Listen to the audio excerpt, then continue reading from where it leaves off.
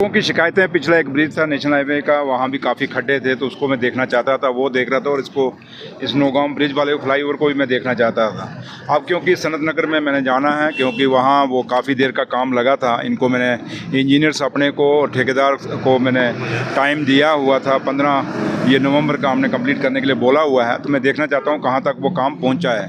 तो लिहाजा मकसद ये ही है कि जो लोगों के काम पिछले जो काफ़ी सालों से रुके हैं, और कोशिश यही है कि उन कामों को भी कंप्लीट किया जाए। और उसके साथ साथ जो उमर अब्दुल्ला सरकार के, और ख़ास करके मेरे कायद और जम्मू कश्मीर के नेशनल कॉन्फ्रेंस के प्रेसिडेंट डॉक्टर फ़ारूक अब्दुल्ला साहब और जनाब उमर अब्दुल्ला साहब के जो वादे इलेक्शनों के टाइम में हुए हैं, उन चीज़ों को भी शुरू किया जाए। तो लिहाजा दोनों चीज़ें हैं कि वो काम जो 11 साल के अधूरे पड़े हैं पिछली सरकार के, जो पिछली सरकार ये कहती है हमने बहुत काम किए हैं, वो काम आपको दिख रहे हैं कितने काम किए हैं। अगर किए होते तो सनत नगर ब्रिज आज इतनी लंबी वो लड़ाई ना लड़ता कंप्लीट होने के लिए। उसको कितने सालों साल हो गए और आज तक वो कंप्लीट नहीं हुआ।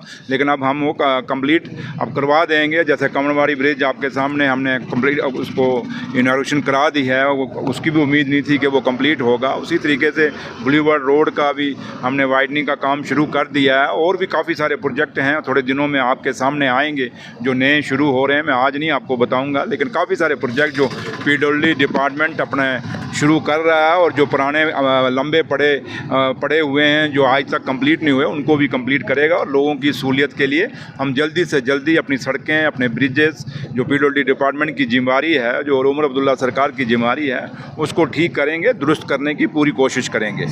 देखा होगा परसों ही जनाब उमर अब्दुल्ला साहब की बहुत बड़ी रैली नगरोटा में थी, और जो लोग कहते थे वहाँ वो कैंडिडेट जो हमने खड़ा किया है सिर्फ बीजेपी को जिताने के लिए, लेकिन ऐसी बात नहीं थी। उमर साहब जब वहाँ गए, वहाँ कितनी बड़ी रैली हुई। उससे पहले मेरे भी कम से कम 8-10 जलसे वहाँ उस नगरोटा कांचौंसी में हुए हैं। तो इसलिए नगरोटा और बड़गाम हम दोनों जीतेंगे। और मैंने आपको उसमें भी कहा था कि ये दोनों बाई इलेक्शन जो हैं हम जीतेंगे, और हमारे जो कैंडिडेट हैं वो जीत के असेंबली में बैठेंगे। इसलिए आप भरोसा रखिए। अब तो थोड़े दिन रह गए हैं।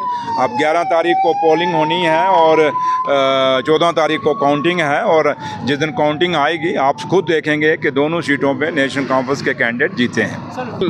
कोर्ट में है, सब जुडिस है। आप कोर्ट जो फैसला देगा वो कोर्ट के पे है, उसके ऊपर मैं तबसरा ना ही करूं तो अच्छा है, क्योंकि जब सब जुडिस, और यही दस्तूर है और यही एक इन प्रिंसिपल्स है कि ऑनरेबल कोर्ट में जब सब जुडिस हो जाए मामला, तो उस पर ना ही तबसरा किया जाए तो ज़्यादा अच्छा है। लेकिन उम्मीद करेंगे कि इंसाफ होगा, और जो एक